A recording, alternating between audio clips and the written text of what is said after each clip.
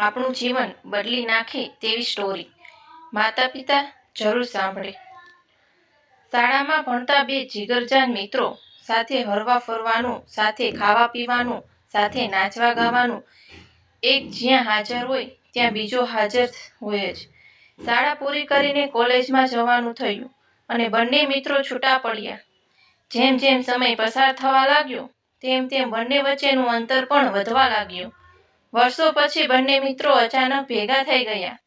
એકબીજાને મળીને ખૂબ જ આનંદ થયો। બંને એકબીજાના જીવન વિશે જાણવા ઉત્સુક હતા।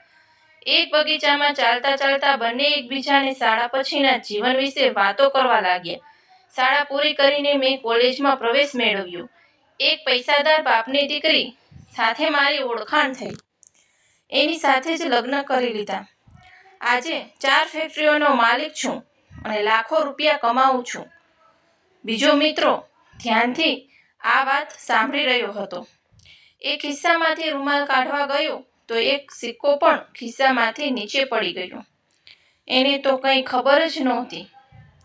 એ મિત્રની વાત સાંભળવામાં મશગુલ હતો, પણ વાત કરી રહેલા મિત્રને સિક્કો પડવાનો અવાજ સંભળાયો એટલે એણે જોયું અને મિત્રનું ધ્યાન દોર્યું કે તારો સિક્કો નીચે પડી ગયેલો છે।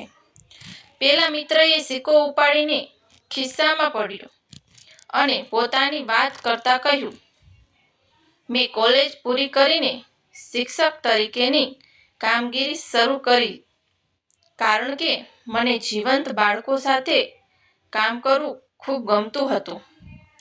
અત્યારે હું આ જ ગામની શાળામાં શિક્ષક તરીકેનું કામ કરું છું।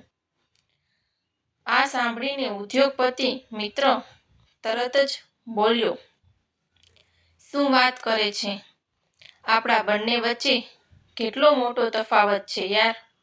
હું લાખો રૂપિયા કમાતો મોટો ઉદ્યોગપતિ અને તું સામાન્ય શિક્ષક। શિક્ષક મિત્ર પોતાના આ અમીર મિત્રને વાત કરતો અટકાવીને કંઈક સાંભળવા લાગ્યો। બાજુમાં નાની જાળીમાં એક પતંગિયું ફસાઈ ગયું। શિક્ષકે એ પતંગિયાને જાળીમાંથી મુક્ત કર્યું અને બંને ફરીથી ચાલવા લાગ્યા। ઉદ્યોગપતિ મિત્રએ કહ્યું, અરે યાર, આ નાના પતંગિયાનો અવાજ તને કેવી રીતે સંભળાયો?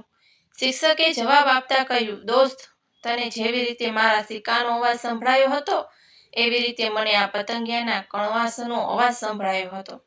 તું સાચો જ છે, આપણી વચ્ચે બહુ મોટો તફાવત છે। તને ધનનો અવાજ સંભળાય છે અને મને મનનો અવાજ સંભળાય છે। માત્ર ધનનો જ અવાજ સાંભળવા માટે ટેવાયેલા આપણા કાનને થોડો મનનો અવાજ સાંભળવાની પણ ટેવ પાડવી જેથી સમતોલ જીવનનો આનંદ લઈ શકાય।